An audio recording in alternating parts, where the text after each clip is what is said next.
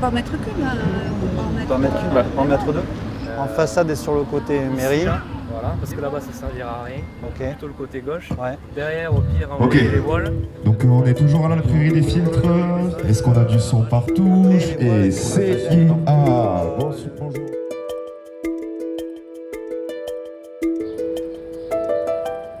Bonjour, donc je m'appelle Arnaud. Je suis chef de projet événementiel du 14 juillet notamment puisque je suis aussi chef de service. Donc voilà, je cumule les deux. Donc je fais partie du pôle événementiel. Le pôle événementiel est sous la DG aux sécurités. Donc on a la composante, on va dire événementielle, et la composante d'accueillir du public en toute sécurité. C'est-à-dire qu'au niveau du pôle événementiel, on va gérer tout ce qui est coordination. Et c'est le but du chargé d'événementiel, de faire la coordination de l'ensemble des prestataires et des services qui vont devoir intervenir sur l'événement. On m'a dit qu'ils avaient lancé les travaux là au niveau de la plateforme. J'ai vu passer l'appel d'offres. Ouais. Donc on est aujourd'hui à la prairie des filtres, sur le lieu du 14 juillet. On est prêt à démarrer, donc on avait préparé un plan A, un plan B et un plan C. Et cette année, on a la chance d'être sur le plan A, enfin. Donc retour à la situation 2019. Même si on va avoir chaud, avec de nouveau un retour au grand rassemblement festif. Donc l'idée, quand on est organisateur et coordinateur, c'est de penser à tout, de prévoir l'imprévisible et de se poser avec les équipes, parce que je ne suis pas tout seul sur cet événement. Il y a des équipes au niveau du pôle événementiel et des équipes élargies, puisqu'on fait appel à des services pour compléter un petit peu l'équipe projet, des services de la ville qui nous accompagnent sur différents axes. Et certaines directions sont très impliquées parce qu'il y a un fort impact sur leur activité. Donc on prévoit techniquement le plus de choses possible, à la fois par rapport à des marchés publics que l'on monte avec la DCP et nos finances. Donc ça, on a fait 3 gros marchés qui étaient feux d'artifice, le plateau artistique et la coordination technico-artistique. Donc on a des prestataires qui sont hyper compétents dans leur domaine. Donc une fois qu'on a imaginé tout ça, ça se construit au fil de l'eau, j'ai envie de dire, par rapport aux différentes réunions qu'on met en place. Donc en fait, il y a des grands pans que sont la sécurité, la communication, la logistique, les secours. On a quand même des thématiques comme ça. Donc moi, sur chacun des thématiques, j'essaie de mettre un référent au niveau du pôle événementiel qui puisse accompagner cette thématique-là.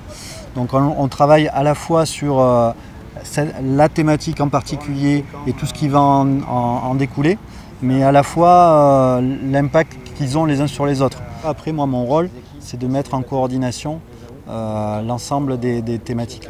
Le problème est réglé maintenant, on m'a dit? Et c'était quoi? C'était une terre qui manquait?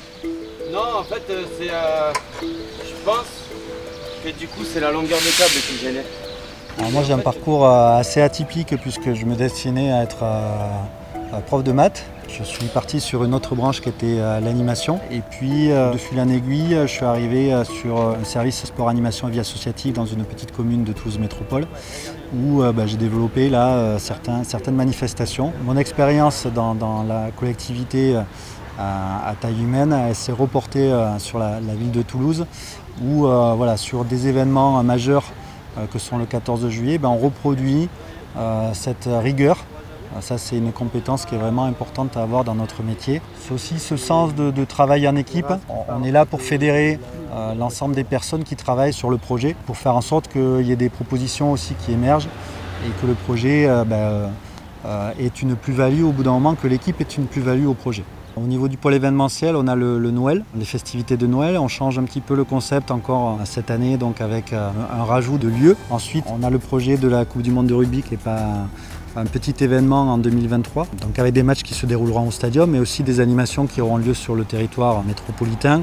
Donc on travaille déjà depuis un an sur le projet, sur divers événements, comme vous pouvez le voir, le festival du rugby sur la place du Capitole ou le Water Rugby sur le port de la Dorade. L'objectif, il est double, il est à la fois de faire une magnifique Coupe du Monde de rugby à Toulouse, mais c'est aussi d'asseoir Toulouse comme capitale du rugby. C'est un métier stressant, c'est un métier stressant où on est obligé de composer avec des imprévus, des choses qui arrivent au dernier moment où il faut réagir. Bon, c'est ça que j'aime, mais c'est vrai qu'après c'est assez usant, donc j'ai besoin de vacances. Souhaitez-moi de bonnes vacances après le 14 juillet déjà. Et après, voilà, le plaisir de retrouver les équipes et les prestataires. On repart sur d'autres projets derrière, qui sont un peu dans les tiroirs, qui vont sortir bientôt. Ce qui est important pour nous, et c'est ce que je vous ai dit en préambule, c'est l'accueil du public et de faire en sorte qu'un événement, voilà, quand on se déplace sur l'événement et qu'on voit les gens qui sont heureux, qui ont le sourire, qui sont bien, et qu'à la fin de l'événement, tout le monde est content, même s'il est fatigué, même si ça a été une journée difficile, stressante, avec beaucoup de marches.